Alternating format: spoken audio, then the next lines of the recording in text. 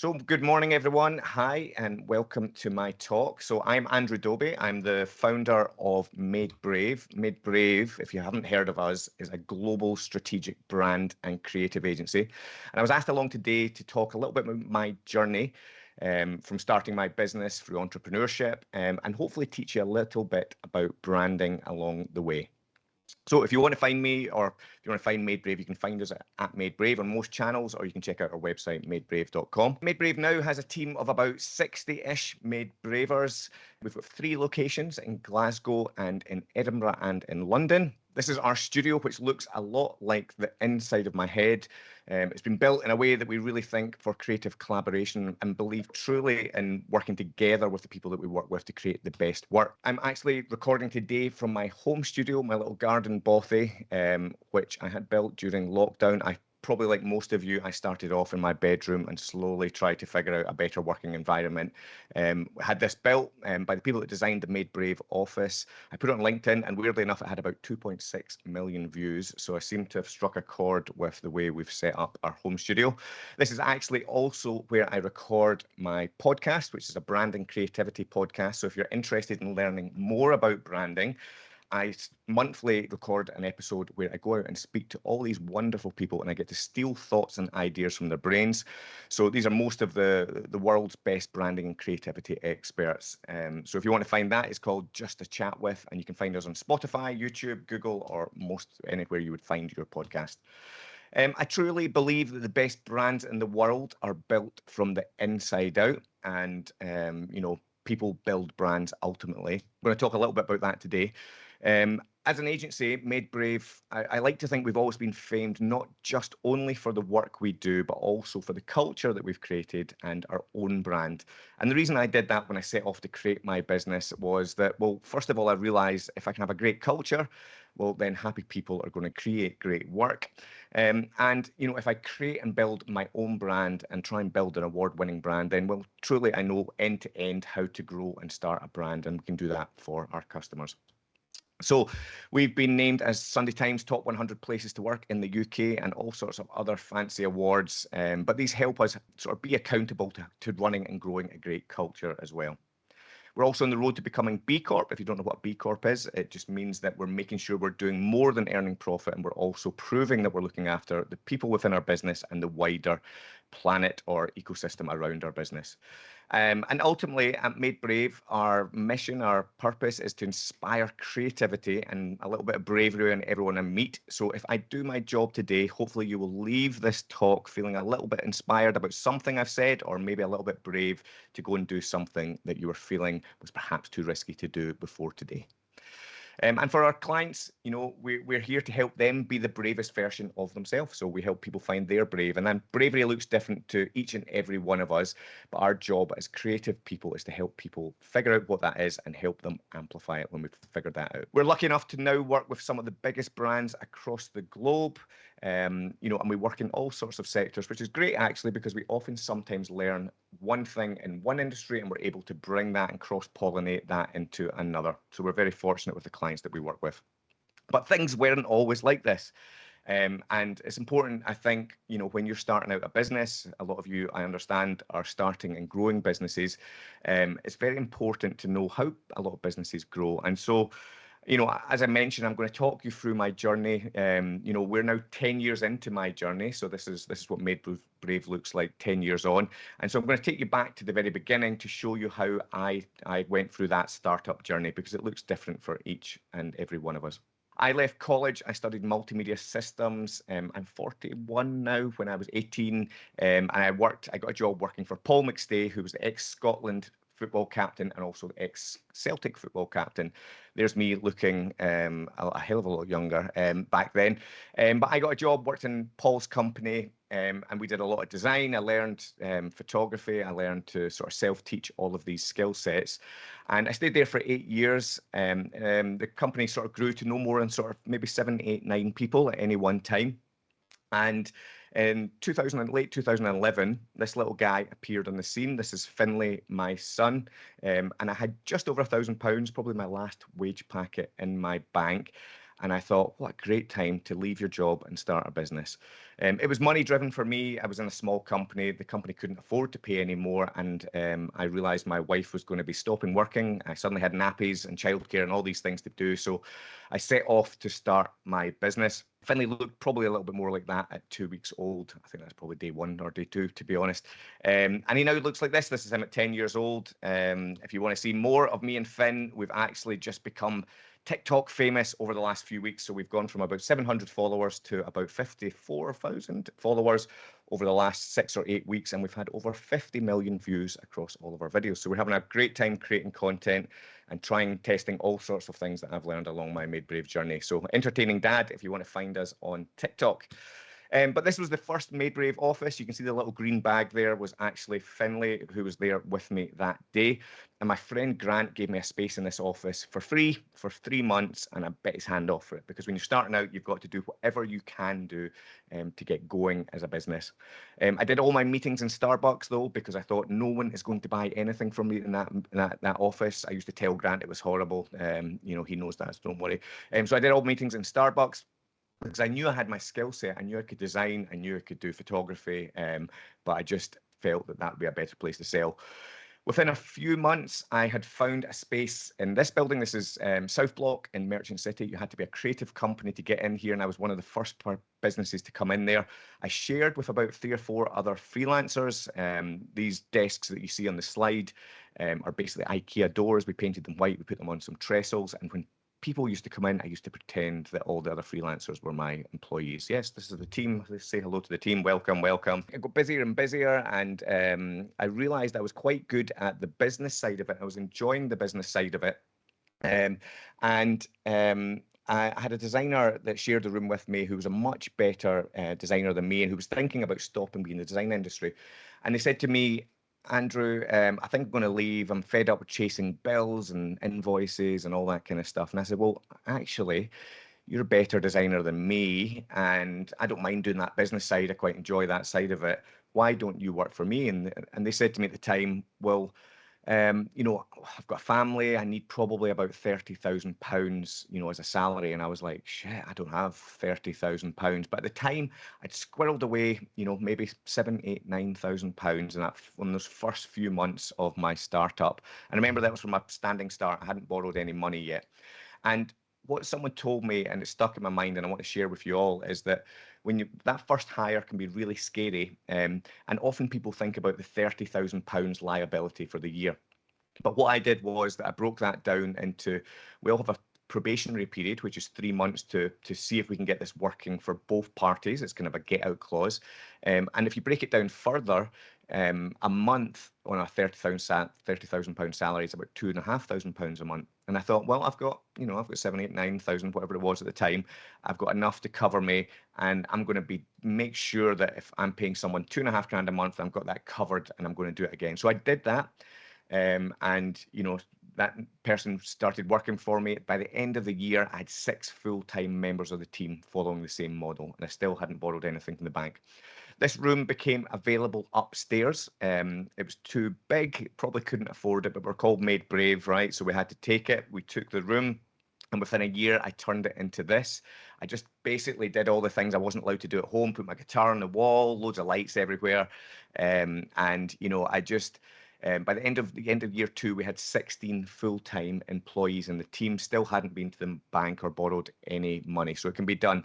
But we were working really hard, and we were having a great time doing it. And I think that's an important part to remember when you're running a business, is always to try and enjoy the journey, and always try and document the journey. So this was back 2012, 2013, around there, when Facebook was still trying to figure it out. We're trying to figure out what these platforms were. And we were using it to document the journey we were on. So we were using it to sort of hero the team, the people within the business. And I suppose now we all know that that's the best way that social media works, is when we're documenting journeys that people are on. But back then, people were still figuring it out. So we didn't use social media to put any of our work out there. We put that on our website and our portfolio, and we used social media to portray the values that we had and to tell people what we believed in and what we were doing. And so that gave us real traction, you know, and We started to grow a really big following, and I think within about a year we had about 20,000 followers on Facebook, and it was more than any of the agencies at the time had, even though they'd been in business for years. Um, and we did everything differently. We did team photos differently. This would be like a standard MadeBrave team photo from the early days. Every single time we had a sort of milestone or something in the business, we looked at it as a moment to do something great for our brand. And you know, every business will look different, but this is kind of MadeBrave's journey. You know, this was the Scottish Business Awards. We were up for New Business of the Year. Leonardo DiCaprio was presenting the awards, and we always looked at these situations and thought, how do we get some attention for us? A quick story there is that, you know, often people will, you know, when they're in the creative industries, they go for all the creative awards. I had a slightly different tact. I thought if we go for all the creative awards, we're at the creative awards with all of our peers. And in the early days of our business, we need business, we need customers. So we went for all the business awards because we had a fast growing business. And who were we at the business awards? We were the creative ones. And so we always turned up. This is how we created that photo. This is Keenan, our brand manager. You know, we always turned up with some sort of way of getting attention on us so that we could then use that to leverage to speak to people to get some sort of attention. The Scottish Business Press picked up on our story. They put us on the front cover and they wrote this line: ruthless work ethic will favour the brave. And it was the first time for us we realised, and it was a moment in time where we stopped thinking about the service offering, because we'd gone from being graphic designers to selling websites to running campaigns to creating video production. The service was changing all the time. And we realised, well, we have an opportunity here to grow a brand. So I kind of separated the two parts in my head, and I thought, I'm going to grow a world-class brand, and then I'm still going to do what we need for a service offering. So at that point, I handed the sort of keys to the creative studio to a creative director. And I said, that's for you to run. And my part of this is to help grow a brand for MadeBrave. We started doing these giveaways. We gave away moleskins, and I was kind of interested in aligning our brand with premium. You know, I never want to be the cheapest company. I don't want to be that race to the bottom. So we gave away these moleskins. These are about £20 probably if you were to buy one as a gift, and we give away hundreds of them. We did these reusable cups, these keep cups, and weirdly, people started to come to us and ask us if they could buy them. So we created a merchandise brand. We sold T-shirts, we sold cups. I used to do a bit of mixed martial arts before I have a dad bod like I very much do now. And you know, a couple of the fighters from our gym had just been signed by the UFC, so I was able to get them to do a campaign with us. So we created the merchandise and launched it with these UFC fighters. Think almost like how Red Bull is able to use like adrenaline sports. With the word brave in our name, we're able to pin and attach ourselves to all sorts of different aspects of bravery. And remember, bravery lives in different scales in every single one. We persuaded Johnny Adams, who's the current Le Mans 24-hour champion, to put MadeBrave on the front of his helmet. And all we had to do was work with Johnny to help him create sponsorship packs so that he could get the rest of these brands, which is very important for him as a racing driver on his suit. Sounds great until he wins the race, covers up our brand, so it's now slightly more strategically placed on the side of his helmet. But what that gave us was an alignment with Aston Martin, alignment with UFC, alignment with Moleskine, and it was premium, premium, premium, all whilst we were creating great work for our customers. And what I was trying to do ultimately was to build a tribe of people that would become business development managers that we didn't have to pay. These are people that would be out there telling and spreading the word of MadeBrave. And so you're always working to how do you get people to repeat your story? How do you get people to talk about your business and your brand? You're not going to get that purely only by the product and service. You're going to need something else on top of that to help amplify that message. So I was out all the time and I did thousands of talks. And if you're starting up just now and you're thinking, oh, I can't talk and I'm not comfortable talking, at one point I was completely uncomfortable talking and so nervous. And I still get nervous to this day, and that's just a human trait, and we should be nervous. But every time you do it, you get better and better, and it allows you to hone your own thoughts. So I found this process really good to understand, is this actually what I think about this business? Is this the right thing? And I did these talks over and over and over. And I spent a lot of time, businesses don't grow themselves. In those early days, you've really got to put the work in.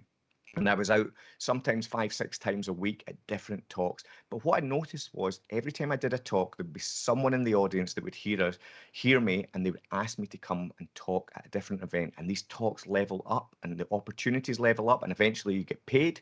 And for us, it led to Google asking us to run all of their Google Digital Garage sessions for the whole of Scotland. They asked us to write them and present them. So we had our whole team do that.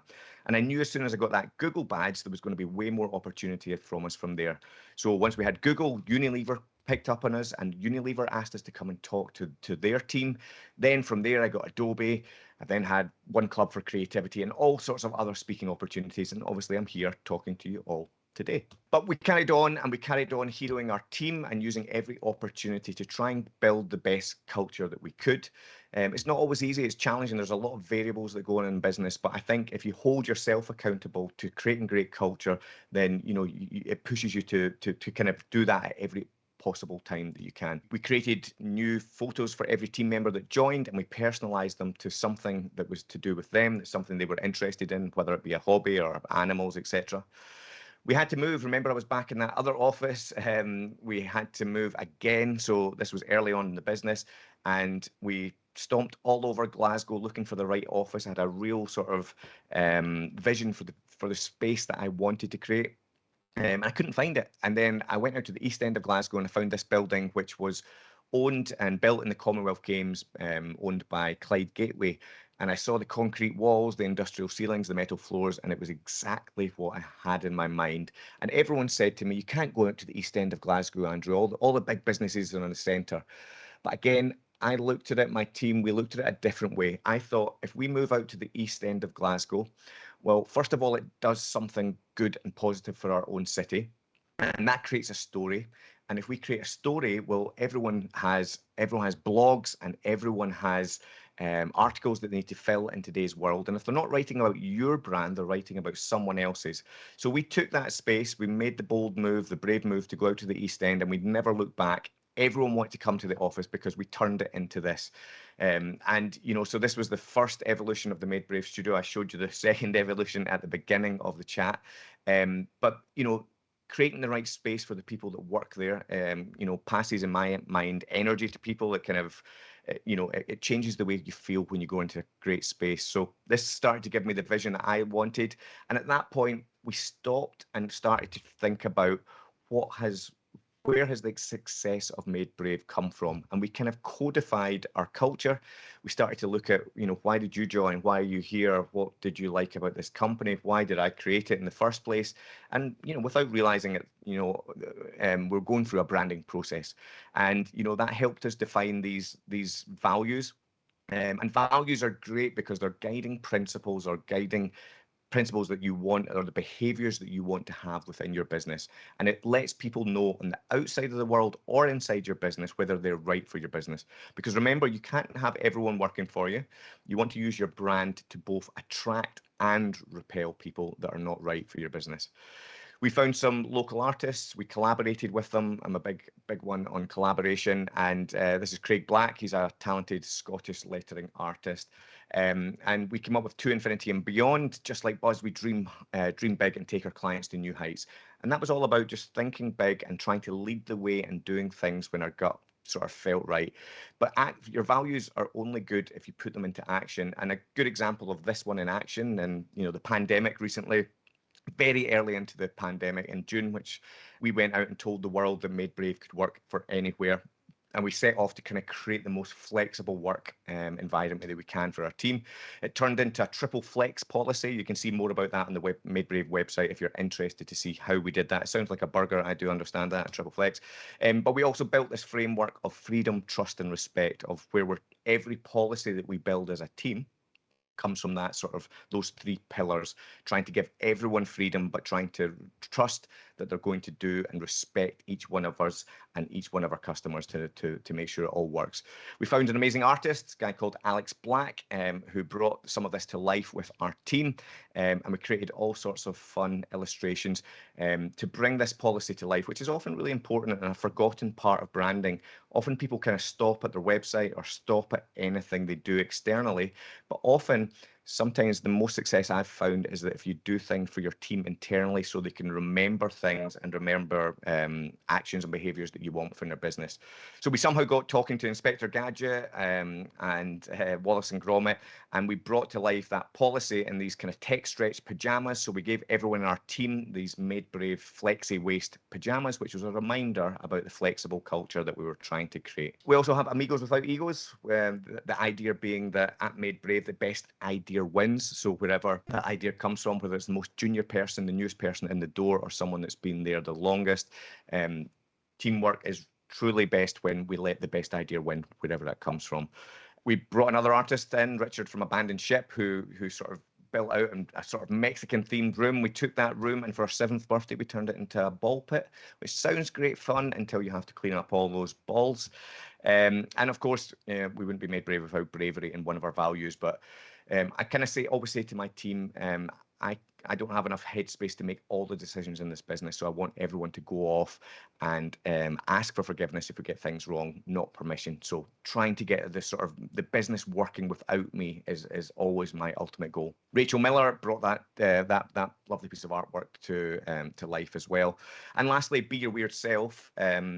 I'm a big believer that sort of diverse teams and, teams in all shapes and sizes from different experiences are the best performing teams. So we have this value to allow our team to know that everyone is different in different ways. And also we've used this value to allow us to talk about mental health, which is often a difficult subject to talk about in the workplace. And so you can often use your values or part of your brand as mechanisms or tools in your toolbox to allow you to have these difficult conversations or challenging conversations when you need to. So that's my story, and I always start with my story when I'm doing a talk. But I always say as well, it's kind of, some people say, well, I don't know what my story is or where I am in my story, or I don't have a story that's as good as that or exciting. But we all have a different story, and you can start our story at different times. I'm really big on stories for brands, and I think it's a really important thing to nail as early as you can in your startup journey, and then keep honing it as you grow and as you pitch and talk to people about your business. Our brain is hardwired to work to stories. If you weren't here right now, if you weren't watching this, you'd probably be off watching Netflix or Amazon Prime or watching some sort of movie. We just love stories, and stories they appeal to the emotional part of our brain in the way that we can't remember with data and facts. So you'll not remember everything I've said today. You'll remember how I made you feel. You'll also remember I had £1,000 in the bank, a 2-week-old baby, and I turned it into the MadeBrave that you remember from this talk. So I just maybe level us all out on what brand is and, maybe what it's not. I like to chop wood. You can maybe see my garden out there at the weekend. I like to chop wood just to relax. I'm a sucker for marketing, even though I've been in marketing and branding for years. And I could have got any axe in the world. I could have spent $10.99 buying one from B&Q. I could probably got one for free if I tried on Gumtree, but silly me buys one for £109.99. And when I do these actions, I look and I think, why am I doing it? I'm always second guessing. Why am I performing this action? And we do it day in, day out. This axe is hand forged in Sweden. It's from a company called Gransford Brooks. You should look them up online if you get a chance. There's all these black and white photographs of of a time gone by when this axe was made, and it comes with a little leather satchel, so I can take a picture of it, put it on my Instagram, and get a dopamine hit when all my friends hit like. It comes with a little axe book that probably cost about 20 pence to print. It's got a 20-year guarantee that I'll never use. It'll sit in a drawer for 25 years, and I'll find it and throw it out in that time. It's also gamified, so there's loads of axes, and I have now the smallest one and the biggest axe on that page, and they probably, I think, both cost £109.99. But, I think we all know when we're buying things that we're not buying them just for the item, just to chop a log. We're buying them to be part of a community. We're buying them to say to other people what we believe in, what we value. And we're very social animals. We want to be around other people, and we want to be around other people that believe in the same things as we believe in, because then we know we'll get on with them. If we get on with them, we'll trust them, and so on and so forth. So I think this Gransford Brooks actually is such a good company that I think you can pay them for a week to go and make axes for them. So just let that drop in for a second. You can pay them to go and make axes. But we do it all the time. In the coffee we could buy a cheaper one. We buy one to hold a badge. We've tops we wear, everything around us. Look around you and look around what you're wearing and what you're buying. So a few definitions of what some people say brand is. So this is Marty Newmeyer. He was on the Just a Chat with podcast. You can listen to the episode if you want to hear more from Marty. He also has this great book called The Brand Gap. He says brand is not what you say it is, it's what they say it is. Debbie Millman, again, she's the host of Design Matters podcast. She was also on Just a Chat with. She says brands manufacture meaning and then create consensus around that meaning. Jeff Bezos, I think we all know who Jeff Bezos is, says your brand is what other people say about you when you're not in the room. So if you've got your startup or your business right now and you're on here and you're listening to this presentation, what are other people out there saying about your business and brand? Ultimately, what I say is it's brand is ultimately your reputation. And you're managing that reputation at every single touch point across your business, because that reputation and the perception of your business is going to look different in every single person's brain.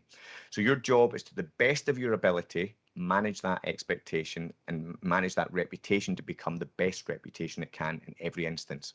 Now, people sometimes say to me, Andrew, but you should just let the work talk for yourself. Why do you bother building a brand? And I thought about that and I contemplated it. And this is some of the work from MadeBrave that we've recently done for Velux. And I kind of looked and thought, well, there's 22,000 other agencies in the UK. There's roughly 86,000 in the US. And I'm pretty sure everyone's trying to create great work. And actually, the interesting thing, the more and more you get into business, when people move around, you actually realize, well, those employees are once in my team, then they move to another business and so on and so forth. So everyone's pushing to create great work. And great work, a great product or service should be a given. You need to nail that. If you're not nailing that in your business, well, you're not going to have a great brand anyway. But I think once you get that, if you can grow a great brand alongside that, you've got a much bigger, better competitive advantage to the rest of the competition. So, we need to create great work. This is some of the work that we've recently done to launch the Johnny Walker exhibition or showcase in Edinburgh and Princess Street. So this stuff needs to be great, but I've tried to differentiate myself by also adding brand as a layer on top. So I think in an old world, and I've sort of put a Mad Men image here, I think on time gone by, your reputation was only derived by how good your product and service was. Now, the reason that probably was, well, we weren't in an interconnected world. We've only had sort of social media for the last 10 years. And pre that 10 years, you didn't really get to hear about what went on inside a business. You didn't speak to people. You didn't hear about how the business impacted the planet. You bought ads and papers, you bought products and services, and that's all you really knew about a business. And that's only where the reputation came from. But the world has changed, for some ways for the better, some ways for the worse. We can argue that, of course. But now I think because we have this interconnected world and we're able to hear how people interact with people and businesses, that the best brands really look after people and planet, as well as having great products or services. And we've obviously heard this week or last week, Patagonia are now having the world as their only shareholder. And a great example of, a brand truly living a purpose brand. Jessica Walsh says that if no one hates your brand, no one really loves it.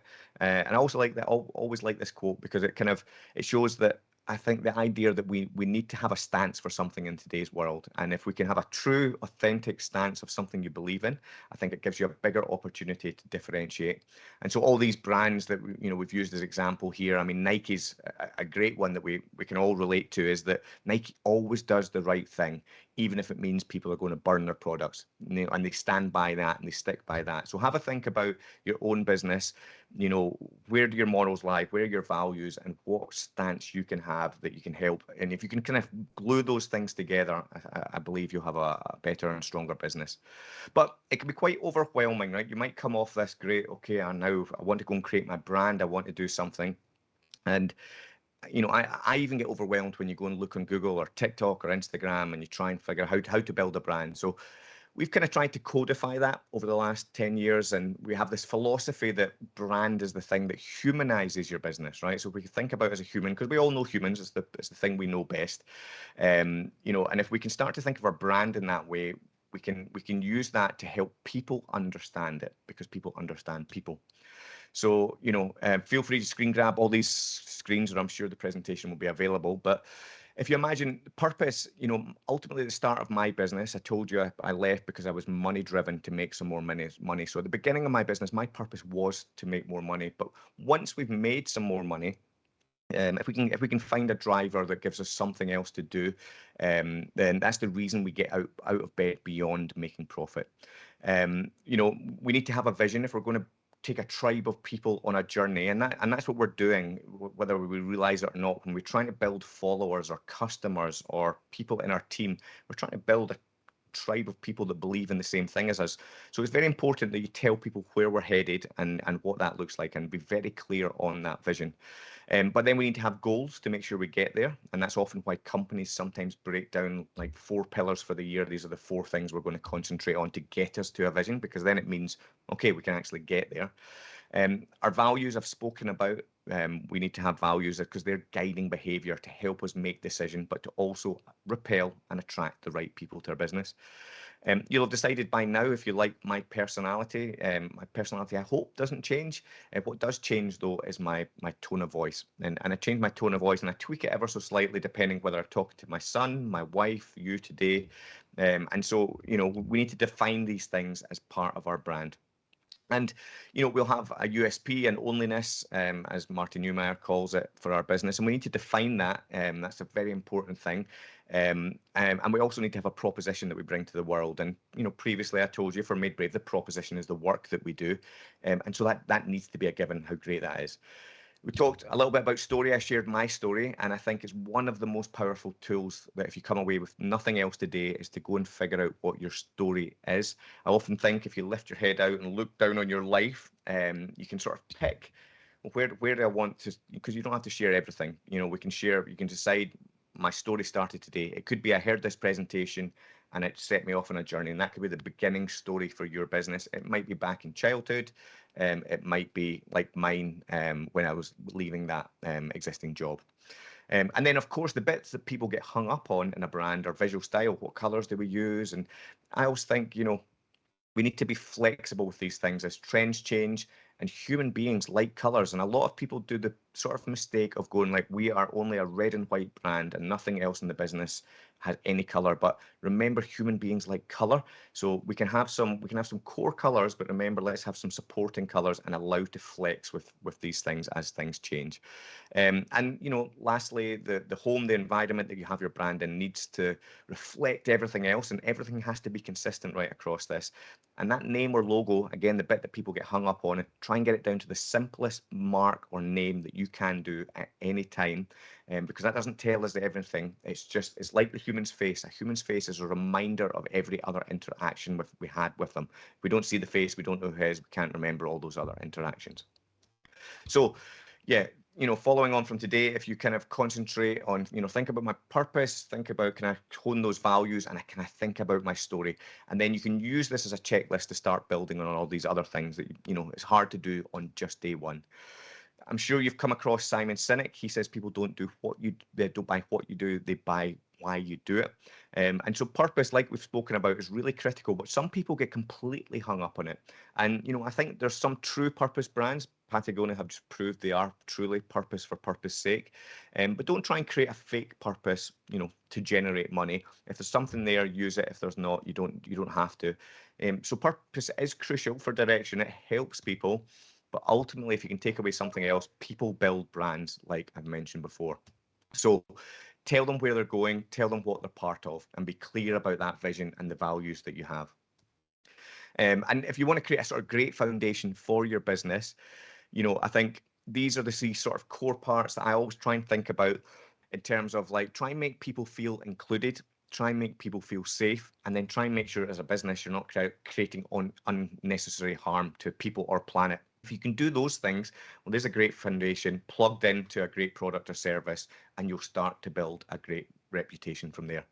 So you're trying to find that little sweet spot in the middle. So we'll leave you on some little lessons that I've learned from my 10 years of journey. The first one is an empty desk, and you'll think, what are we saying here? But bear with me. Someone in the second year of my business said, Andrew, if you're leading and running a business, your desk should be empty. And I've worked over the last 10 years to work towards an empty desk. And I don't mean that to sound egotistical, that everyone else has to do all the work. What I mean is that truly, if you're going to run and lead a business, you need to surround yourself with people that are better at every single task in the business. And so little by little, in year 1 or 2, you'll be doing everything. You'll be cleaning toilets, making coffee, doing marketing, operations, every single thing. But little by little, you need to write that list down and you need to peel away things that there's someone better at each job to do until eventually there's nothing. What that means is you'll have the headspace to look out and understand where the business is going. And when challenges appear, you can then hand them off to people that are better educated to do those tasks, meaning you actually have a business and you don't just own a job. We've also all got superpower and kryptonite, and I think the sooner you can understand both of these and be upfront about them both. You know, I'm very creative. I'm good at creative and ideas. I'm not so great at organizing things in spreadsheets. But then I have a co-founder now, Stephen, who's my chief operating officer, who's his superpowers are my kryptonite and vice versa. So we work really well together and we're able to have that open conversation to know that that works better. So the sooner you get to know that kryptonite and be upfront about it, the better you will progress as a leader. Not taking risks is the biggest risk of all. You know, business is really full of a lot of risks, and that's one thing I've come to realize. You've got to be willing to kind of push yourself into uncomfortable situations, but eventually those situations happen again and again, and they don't feel quite as uncomfortable the next times. Remember though, tell a story, don't just sell. Think about what story you have and how you can make that applicable to the people who are listening to it. And you gain way more by giving control away, which is kind of back to the empty desk story, but also, you know, thinking about for your team. In the early days, I gave ownership of the creative studio to my creative director, and he feels like that is his, and it's not for me to stand on his toes, and he feels much better within that environment. And remember, be brave, lead, don't follow. Don't look at other businesses and try and be them. Try and listen to yourself. You are your own unique selling point. There's something unique in your gut that only you has. So try and build your culture, your business around that. And then people will be following you and trying to copy you, not the other way around. And like today, hopefully I've shared some values. Hopefully there's something that's been used to you. I would encourage you to do the same. Give it away on LinkedIn, any platform. People, again, they cannot copy you. It's far too difficult. Give it away and it tends to come back tenfold. And stay true to your purpose and values. Thank you very much.